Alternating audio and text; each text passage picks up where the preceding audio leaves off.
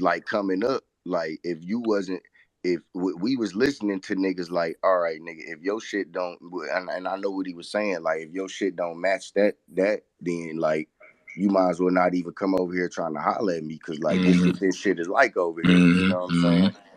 Like this is the level that I'm writing at over here. Like, so like that's just what it was back in the day. Like it was certain niggas. Fab, another one of them niggas, like Yep, that was it. That's real. That's real. I said that in one of these spaces the other day. You know what I'm saying? It's the exact words. I said it just like damn near verbatim is the punch. Like that's why when I like I had a little debate when I was just saying as far as the content I bring. I'm like I didn't start that content, but I'm saying in this era it switched from when I first came in, it was still heavily the higher tier niggas was all punchliney more so. You know what I'm saying? And then now it's more accepted to, like you say, a nigga can down there win a whole battle just talking to a nigga like without even having to have the most intricate shit. You know what I'm saying? And, You feel me? And the flip side of that is like when I was coming up and shit around that late 90s, early 2000s, if you was the battle in the street and shit, if a nigga was talking to you like that, he wouldn't have really survived unless he was one of the best doing that shit. You would have had to be fucking head ice to somebody. You had to be like, you doing too much talking. It would have been more about the oohs and the ahs at that time.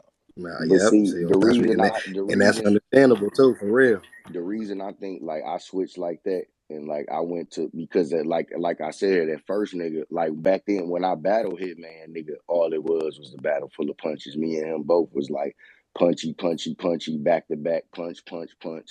You know what I'm saying? Like, cause like I said, like because of the influences. So like the reason that I switched it up and like I came the way that I am right now, and I switched up to the certain content because I was so punchy when I was younger that I was like you know, like that's why like you see me and B Magic battled, I'm like, nigga, you got a childish flow, dog. Like that punch, because like that punchline back to back shit to me, like I just outgrew it, and so I'm like, how can I still keep it like lyrical, you know what I'm saying, and you know still like keep my punches in there and shit, but at the same time come with a different personality and with a different type of content and shit. Like that's all I was trying to do. Like that's where my whole style came from, because you still want to punching, because at the end of the day, battle rap is punching. Like you can't get away from that. That's what this shit is. So even if a nigga got like the most out lavish type of character and shit, you gonna have to punch somewhere.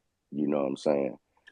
Yeah, this shit might end because Surf shit says having a connection problem. But if it do, I want to ask Banks one question before it go, man. I like what you feel like is the most underrated part about yourself, like, you know, because people the punchline king. But if it's one attribute you feel is underrated about yourself, what is it? That's a good question.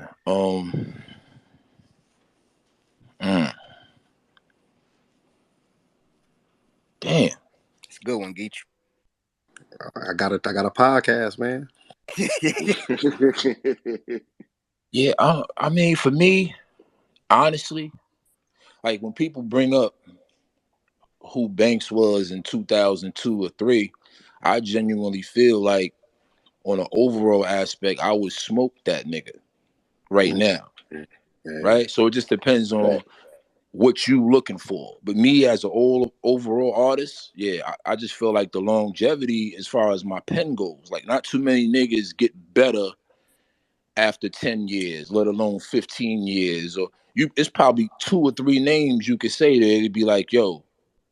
No, that's a fact. Right? Like this nigga's still rapping like that now.